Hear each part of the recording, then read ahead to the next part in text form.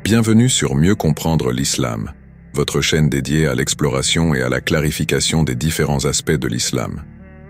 Aujourd'hui, nous allons aborder un sujet sensible mais crucial, la perception et la critique de l'islam en France. De la controverse autour du hijab aux influences des lobbies, nous allons démêler les nombreuses facettes de ce débat complexe.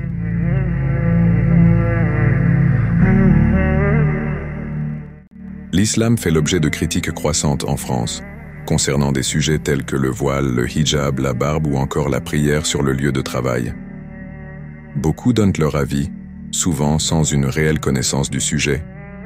Souvent, ces opinions sont motivées par la défense de passions personnelles, moralement ou éthiquement douteuses, mais qui nourrissent des désirs matériels et un certain libertinage. Qu'est-ce qu'un lobby ? Un lobby est un groupe organisé qui défend ses intérêts en exerçant des pressions sur les politiques ou les médias. Dans les années 50, par exemple, le lobby des cigarettes aux États-Unis collaborait avec des médecins pour faire croire que la cigarette était bénéfique pour la santé.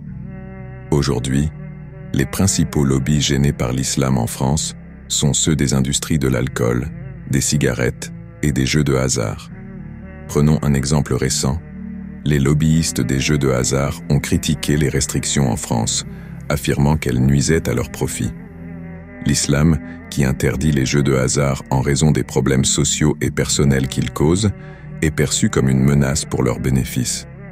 Leur stratégie inclut des pressions politiques et des campagnes de communication ciblées, cherchant à banaliser cette pratique. Le journal Ouest France a analysé ce changement de communication des jeux de hasard pour convertir un maximum de sceptiques en parieurs. L'alcool est un autre domaine concerné. Un article d'un journal tunisien affirmait que l'islam n'interdit pas l'alcool, seulement l'excès. Cela revient à légaliser une consommation modérée. Ce site, financé par des lobbies comme l'Open Society de George Soros, montre comment des intérêts cachés cherchent à influencer les perceptions de l'islam. Les industries pornographiques ne sont pas non plus favorables à l'islam. On a récemment vu un film parodique sur Mahomet, réalisé par un cinéaste pornographique pour discréditer l'islam. Les acteurs ne savaient même pas pourquoi ils tournaient en ce film. Leurs paroles ont été doublées et modifiées pour ridiculiser la religion. Contrairement aux affirmations populaires, les pays musulmans ne sont pas les plus gros consommateurs de pornographie. En 2022, ce sont les États-Unis, l'Angleterre, la France, le Japon, le Mexique, l'Italie, l'Allemagne, le Canada, les Philippines et le Brésil qui dominent ce classement. Le port du hijab fait également l'objet de débats. Deux craintes émergent, la possibilité pour les jeunes de choisir librement leurs convictions religieuses et le retour à des mœurs pudibondes, ce qui contrarie ceux qui préfèrent le voyeurisme et l'objectivation des femmes.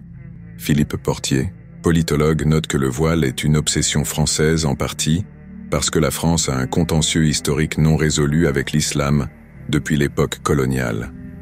La France se méfie traditionnellement du religieux, qu'il soit catholique ou musulman. L'islam prône la stabilité familiale, ce qui conduit à une stabilité sociale. Il est souvent question d'égalité homme-femme, sans aborder l'équité. L'islam permet à la femme de travailler ou non, et l'argent qu'elle gagne lui appartient entièrement. Cette perspective ne convient pas à une société capitaliste, où la femme est poussée à travailler pour augmenter la productivité économique, entraînant souvent une profonde iniquité. L'islam impose des règles strictes en commerce et interdit les prêts avec intérêt, ce qui n'est pas au goût des banques. De plus, la spéculation est limitée, affectant les profits des entreprises. L'islam est un frein au développement économique capitaliste, ce qui dérange les systèmes bancaires. En période électorale, l'islam est un sujet sensible qui suscite curiosité, inquiétude et peur, alimenté par des stéréotypes et des désinformations. Cependant, il est important de se rappeler que l'islam repose sur l'unicité de Dieu et prône la paix et le respect de l'humanité. Enfin, Napoléon Bonaparte s'était inspiré des lois coraniques pour établir le code pénal, une influence positive de l'islam souvent méconnue. Merci d'avoir regardé cette vidéo de Mieux comprendre l'islam. Nous espérons que cette analyse vous a éclairé sur les différents enjeux autour de la perception de l'islam en France. N'oubliez pas de liker, partager et vous abonner pour plus de contenu qui vous aide à mieux comprendre l'islam. À la prochaine.